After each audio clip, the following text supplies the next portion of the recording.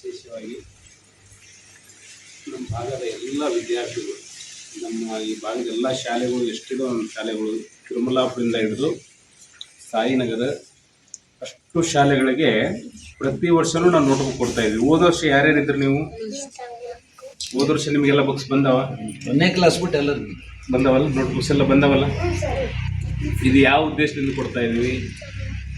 ಎದಕ್ಕೆ ಕೊಡ್ತಾರೆ ನಿಮ್ಗೆ ಅವ್ರು ನೋಟ್ಬುಕ್?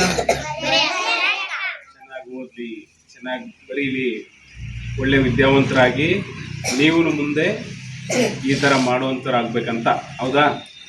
ಮೊದಲು ನೀವು ಚೆನ್ನಾಗಿ ಓದಿ ಮುಂದೆ ಯಾವುದಾದ್ರು ಉದ್ಯೋಗ ತೊಗೊಂಡ್ರೆ, ಇಲ್ಲ ಯಾವ್ದಾದ್ರು ಬಿಸ್ನೆಸ್ ಮಾಡಿದ್ರೆ, ಆಮೇಲೆ ಅದ್ರಾಗ ಬಂದಂಥ ಲಾಭನ ಏನು ಮಾಡಬೇಕು? ನೀವು ನಮ್ಮ ಸಮಾಜಕ್ಕೆ ಈ ಥರ ಉಡುಗೊರೆ ಕೊಡಬೇಕು. ಹೌದಾ? ಬರೀ ನಮ್ಮ ಮನೆಗೆ ಒಂದೇ ಅಂದರೆ ಸುಖ ಇರಲ್ಲ ಅದರಲ್ಲಿ. ಹೌದಲ್ಲ ಪುಟ್ಟ?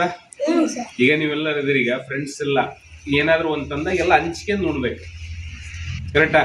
ಬರೀ ನೀವು ಒಂದೇ ಸುಮ್ಮನೆ ಕಡೆ ಒಂದು ಕಡೆ ಮರಿಗೆ ಹೋಗಿ ತಿಂದ್ರೆ ಸುಖ ಇರಲ್ಲ. ಅದೇ ಸ್ವಲ್ಪ ಇತ್ತಂದರೆ ಸ್ವಲ್ಪ ಎಲ್ಲರೂ ಹಂಚುಂಡ್ರೆ ಎಷ್ಟು ಖುಷಿ ಇರುತ್ತೆ ಹೇಳ್ರಿ. ಈಗ ನೀವು ನಾಳೆಯಿಂದ ಒಬ್ಬರಾಗಿ ಕೆಲಸ ಮಾಡ್ರಿ, ನಿಮ್ಮ ಹತ್ರ ಏನೇ ಇರಲಿ ಎಲ್ಲರಿಗೂ ಹಂಚುಂಡ್ರಿ. ಈಗ ನೀನು ಇವತ್ತು ಮಾಡಿದೆ ಅಂದರೆ ನಾಳೆ ಅವ್ರು ಮಾಡ್ತಾರೆ, ಎಲ್ಲರೂ ಹಂಚ್ಕೊಂತ ಉಟ್ಬಿಟ್ರೆ ದಿನ ಒಂದು ರೀತಿ ರುಚಿ ಕಾಣ್ಬೋದು ನಾವು. ಹೌದಲ್ಲ?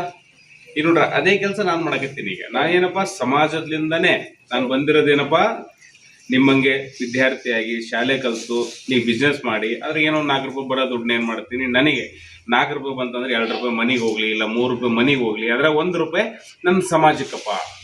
ನನ್ನ ಸಮಾಜ ಅಂದ್ರೆ ಏನು ಹೇಳು? ನಮ್ಮ ಸುತ್ತಮುತ್ತಲಿನ ಎಲ್ಲರೂ ನಮ್ಮವರೇ. ಹೌದಾ?